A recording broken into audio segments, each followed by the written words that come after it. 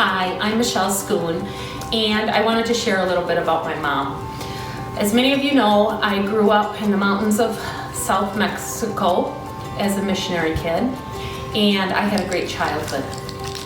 My mom taught us, homeschooled us, and she was a teacher by education and profession, but we learned a lot of other things as well.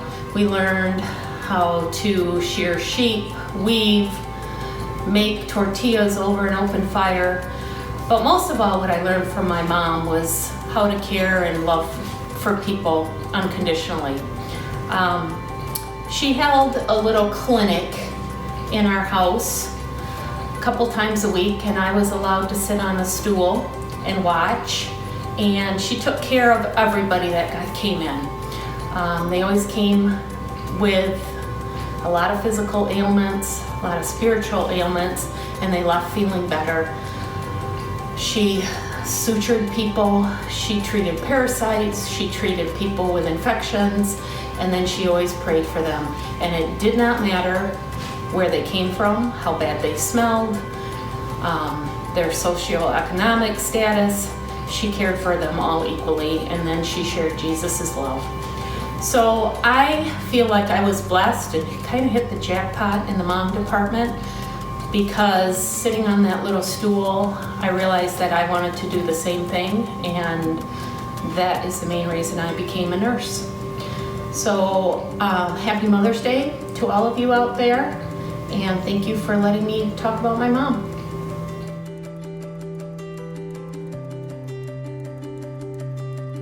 When I think about my mom, I think about the word warrior. She's always been there for us. She's always our strongest supporter. She's always cheerleading us through every area, challenges, next season of our lives. And she's always there. She's our prayer warrior. She's always praying for each one of us kids. She always tells us about how she wakes up in the morning and she starts out praying for the oldest sibling down to the youngest, and she goes down the line of grandkids, and she's got a long line to go down. My mom is a mom of 12 biological children, and a lot of people think that's a lot of kids. That's too many to have. You can't have a personal relationship with that many kids, but my mom succeeded. If I'm going through anything, I can tell my mom about it. She's the best encourager I have in my life when it comes to my spiritual relationship with the Lord, because no matter what I'm going through, she's always there to point me straight back to God, to remind me what's truly important. I'm a mom of 3 boys, and I can get overwhelmed with the daily task and taking care of my little ones, and my mom's always reminding me, it doesn't matter that your house is a mess. What matters is that at the end of the day, your boys know you love you. Your husband knows you love him, and you're there for them. She's there to encourage me still. She was there to encourage me when I was younger, and she's been there even now.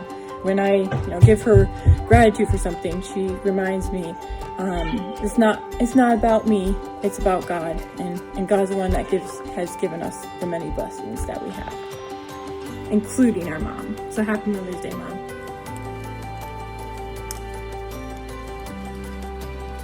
When I think about my mom's practical faith and how that has impacted my life, 3 things immediately come to mind, and that is her commitment to the Word of God and prayer, her hospitality and generosity, and her unconditional love and encouragement. Some of you may not know that my mom's biological mom died shortly after my mom was born, leaving my Grandpa Carl, a widower with 5 children. So my mom's aunt and uncle raised her. And thankfully that aunt and uncle were a godly couple. I can remember going to my grandpa and grandma's house as a child, and we were told to be very quiet because Grandpa very often would be sitting in his chair reading the Word of God or on his knees in prayer early in the morning. And thankfully that legacy of prayer transferred down to my mom. And I'm so thankful that she prays for Dave and me and our kids and grandkids every day. The other thing about my mom is her generosity and hospitality. I'm sure some of you have had meals at her house. She is so gracious about taking meals to people, having people over for meals, for sending cards, birthday cards and cards of encouragement, and also giving financial gifts when there are needs.